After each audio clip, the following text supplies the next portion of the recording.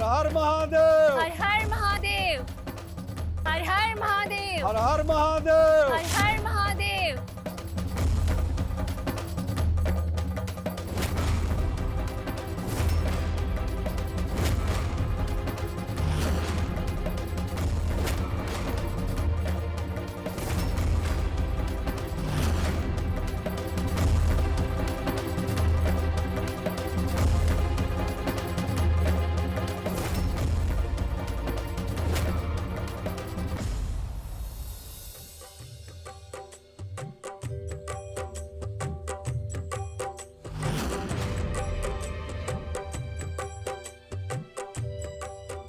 हर महादेव। हर हर महादेव। हर हर महादेव। हर हर महादेव। हर महादेव। हर हर महादेव। हर हर महादेव। हर हर महादेव।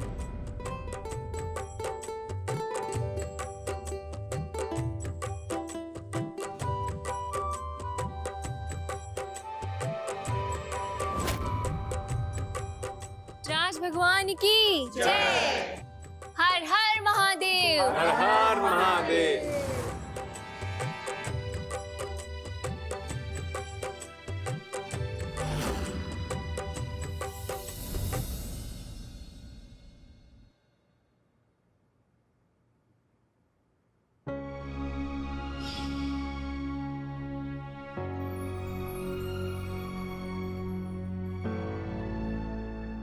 मिथिलेश बेटा, हमनी के ई नृत्य का बा, एकर अहमियत का बा, ये परंपरा कितने दिन से चलता और ई विरासत कैसे सहेज के रखे के बा, ई सब हम ई डायरी में लिखले बानी ताकि आवे वाला पीढ़ी पढ़ सके, जान सके कला के। ला तू एका अपने पास संभाल के रखा, कोनो काम आई। मिथिलेश जी, मिथिलेश जी,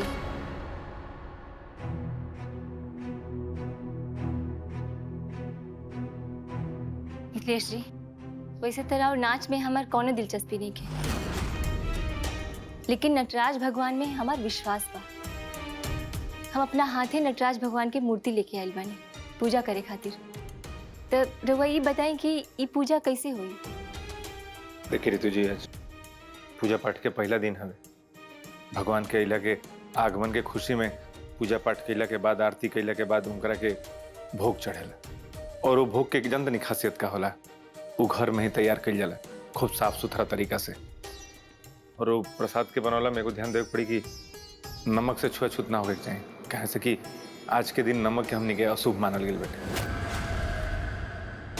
गलती से भी अगर वो प्रसाद में अगर नमक चल जाए तो जौन हम नाच खातिर तपस्या करतनी वो भंग हो जाए।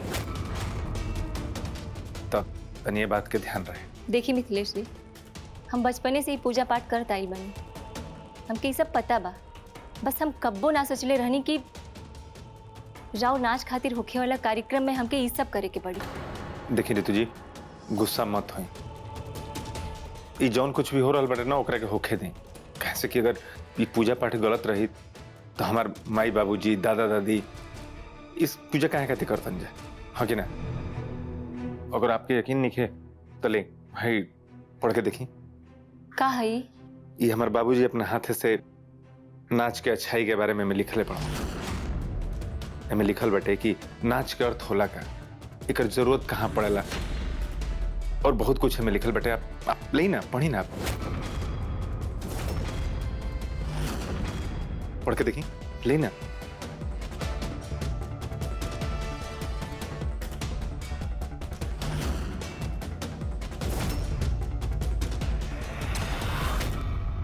ई नाच का बा, कैसन बा, हम सब जानी। रुआ हमरा की डायरी पढ़ा के गुमराह करे की कोशिश मत कर मिथिलेश जी, हमरा की जरूरत नहीं थी, रखी रहुआ।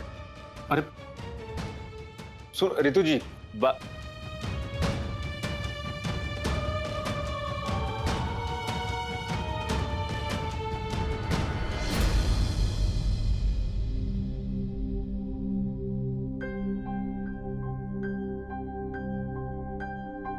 आए, स्वागत में आई, बैठी, बैठ जाइए।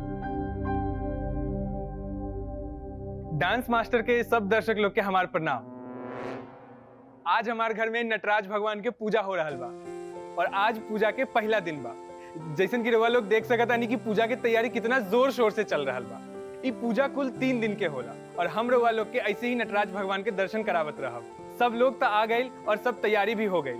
अब इंतजार बात मिथिलेश भैया के आवे के। इली मिथिलेश भैया भी आ गए, लेकिन उनकरा साथे ई लइका के बा।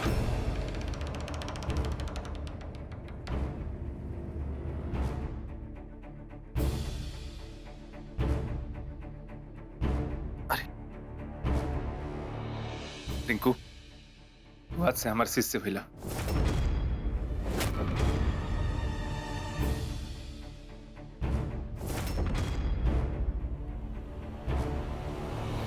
भाई तू एकरा के यहाँ काहे लेके आयल बड़ा? मैं ई रिंकू हूँ। पिछला 5 साल से मैं लागल बन के अपन कला के सिखा दा। मैं बहुत बढ़िया लड़का हवे। का करती मैं आज बहुत शुभ अवसर बटे। मैं तो सोचनी कि इनकरे के अपन शिष्य बना ली। तोरा के मालूम बा ना एकर यहाँ आइला से कहा हो सकेला? भाई तनिए ने आवा।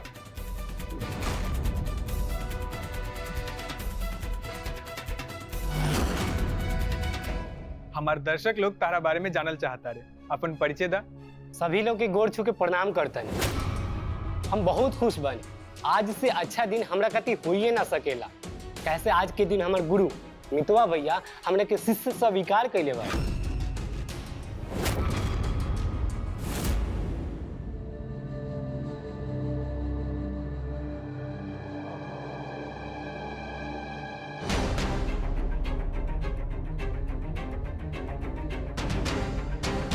ए बेटी, अरे नो बहुत मेहमान लोग आइल बा। जो जाके देख ई रसोई के सारा काम धाम नु रीतू बेटा देख लिया है ना।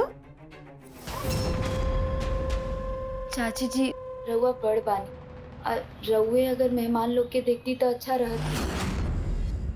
काहे से कि पिछला साल तक तो रउए ना सब कुछ देखते रहनी हा, सब जिम्मेदारी उठावत रहनी हा। अरे प्रीति बेटा, तारा ही सब ना बुझाई।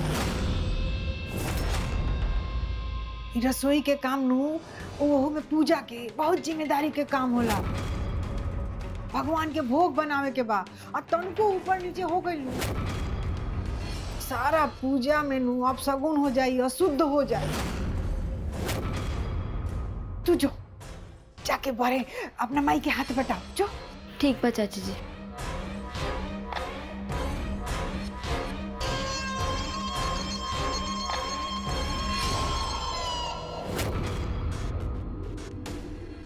ऋतु बेटा, तेरा पता बा अगर तू ई भोग में नमक मिला देबू न तो ई भोग चढ़ावे लायक ना बचे, अशुद्ध हो जाए।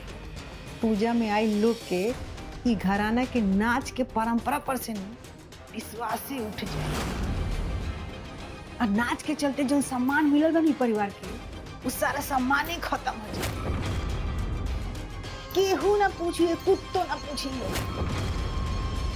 ओकरा बाद ये लोग खुद दे सुधर जाए, नाच गाना छोड़ के इज्जत के जिंदगी जिए लगे। अब सब तोहरे हाथ में बा बेटा।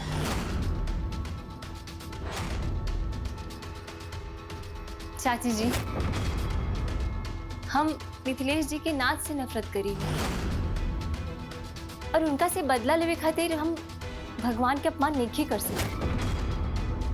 और वो तब जब हम खुद भगवान नटराज की मूर्ति अपना हाथे घरे लेके आई बानी। भगवान के भोग खराब कईल पाप होला और मिथिलेश जी के रोके खातिर हम ये पाप नहीं कर सकते। हम खुद भगवान खातिर सच्चे मन से भोग तैयार करब। और रहल बात मिथिलेश जी के नाच की, तो सही समय पर हम आगे फैसला लेंगे।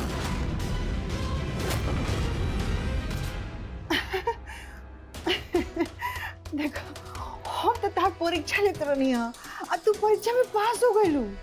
हमारा पता चल गई कि तारा नु भगवान में कितना विश्वास बा, कितना आस्था बा।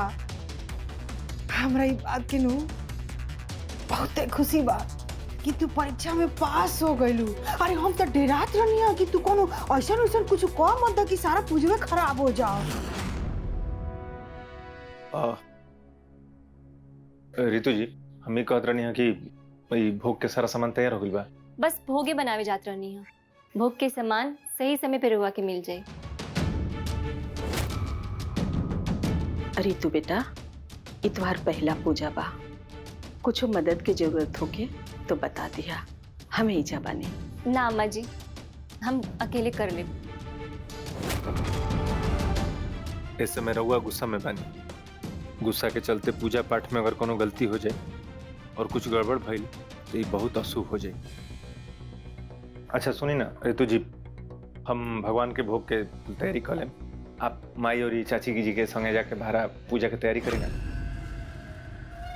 बेवकूफ लड़की, इतना अच्छा मौका मिल रहा।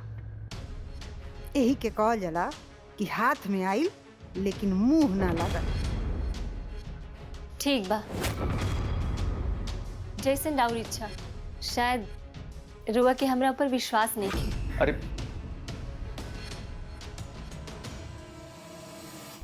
मिथिलेश जी कहाँ बाड़न? उनका के बुलाई।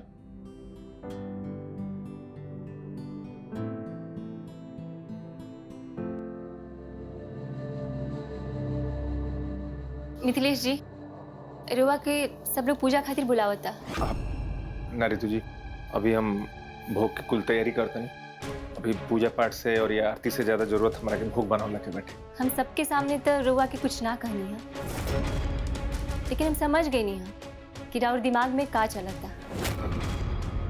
रुआ यही सोचत रहनी है ना कि हम भोग बनाए में कोनो गड़बड़ी कर दे, भोग में नमक मिला दे। तो रुआ गलत सोचत नहीं मिथिलेश जी।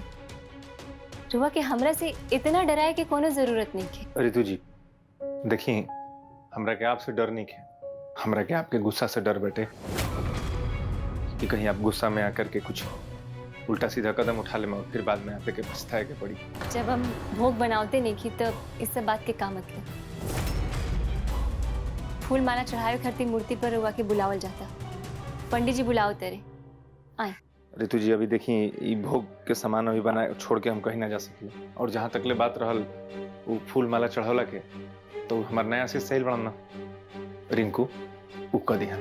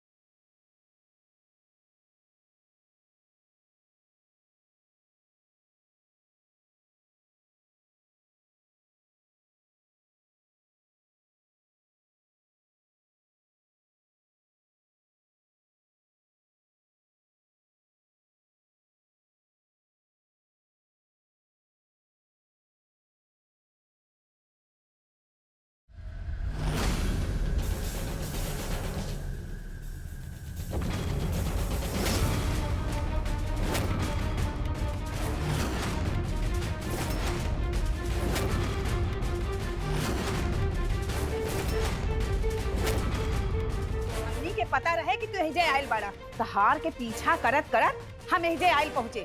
पता न मिथिलेश का जादू कर देहिल बा हमरे लड़का पर। एहू के अपने जैसन नचनिया बनावल चाहत बा।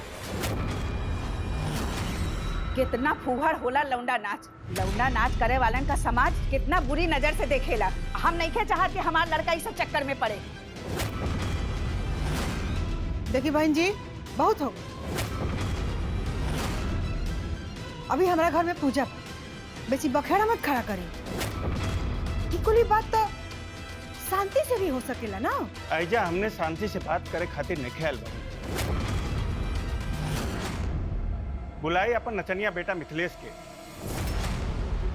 हमरे लड़का के पति मार के पता न कौन से बिल में जाके लुका गइल बा। बुलाई उकरा के।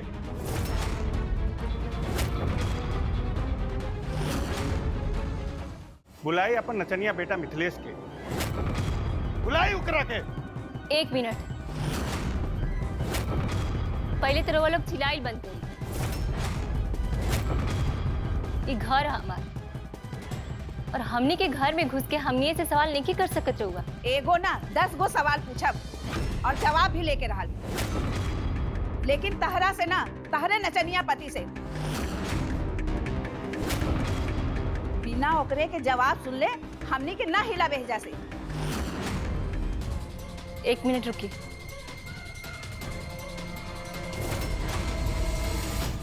मिथिलेश जी, आज तक तो रहुआ हमरा से जौन कुछ सुननी, अब वो बाहर वाले से सुने खातिर हिम्मत राखी। जौन लेका के रहुआ अपन शिष्य कहते नहीं, उनकरे माई राउर नाच के और रहुआ के न जाने का कह रहल बाड़ी। राउर गलती के सजा सब परिवार काहे भोगे?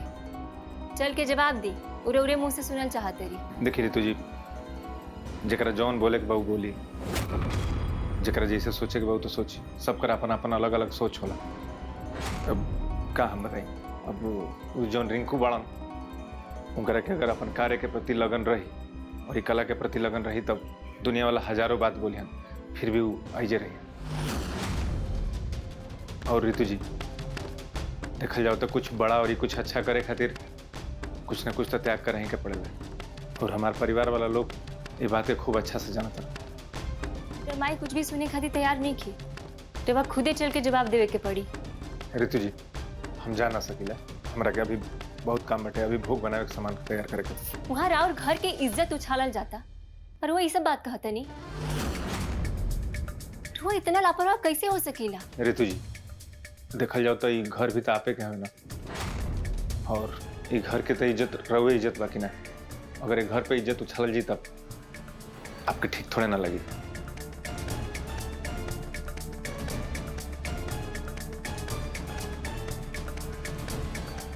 हम यह तो चाहत रहनी रितु जी की जितना भी लोग आइल बड़ा नहीं जाए हमारा खिलाफ और हमारा परिवार वालों के खिलाफ, भला बुरा जौन भी बोलस, आपके बुरा लगे। खूब बढ़िया से जानता नहीं कि रिंकू के माई बाबूजी जा करके खूब तमाशा करे। सच बताई तेरे तुझी, हम यो जानत रहनी कि आप हमारा परिवार के खिलाफ और हमारा खिलाफ कभी ना सुन सकिले। कौनो भी कीमत पे हम अपने लड़का के हुआ नचनिया ना नाचे दे। मिथिलेश और ओकर परिवार का इज्जत नहीं खे, लेकिन हमनी तो इज्जतदार है।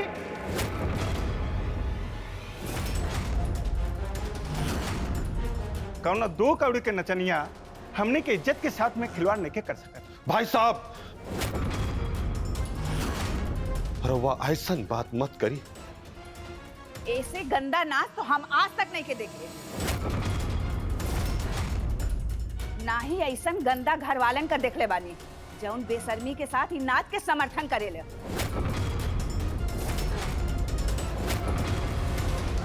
अब जाके मजा आई जब रितु रिंकू के माई के साथ दी और सबके सामने लौंडा नाच के भला बुरा कही। अरे ये तो हम चाहत रहनी। बहुत हो गई, अब और कुछ कहला की जरूरत नहीं है। अरे काहे ना बोली? जब मिथिलेश की तरफ से केहू बोले वाला नहीं थे, तो हमनी के बात तो सुने का पड़ी ना तू लोग के। भले हमरा के मिथिलेश जी के नाच से नफरत बा, लेकिन आज सवाल परिवार के इज्जत के बा, और परिवार की इज्जत बचावे खातिर हमरा के जवाब देही के पड़ी। के कहला से कि हमनी के तरफ से केहू बोले वाला नहीं है। मिथिलेश जी कुछ नहीं कहत तो हम बोलब उनका तरफ से। रउआ लोग जानल चाहते नहीं ना कि लौंडा नाच का बा और एकर विशेषता का बा? लौंडा नाच के इतिहास का बा, और ई नाच हमनी के संस्कृति से कैसे जुड़ल बा। जवन नाच समाप्त होके के कगार पे रहे, ओ नाच के आज तक मिथिलेश जी कैसे बचा के रखले बाड़े, और काहे राउर लइका ई नाच सीखे खातिर व्याकुल बा। तो वो लोग चाहते नहीं ना कि इस सब बात के जवाब मिथिलेश जी देस, तो अब ही वो यहाँ नहीं खा, तो हम राउर लोग के हर बात के जवाब देते। रउआ लोग के आँख खोलब हम, लौंडा नाच से जुड़ल हर बात के बताई। तू का बताइबू हमरे का लौंडा नाच के बारे में? हमनी तो सुन ले बानी कि तू खुद ही नाच से नफरत करेली। तहरा का मिथिलेश के नाचब खुद पसंद नहीं के। जेकरा के खुद ही नाच से शर्म आवेला, भला ऊ का ज्ञान दे हमनी के नाच के बारे में? तहरा का लौंडा नाच के ABCD भी आवेला? हमनी के बाद में बताइहा, पहले तू बतावा तहरा का कितना पता बा ई नाच के बारे में।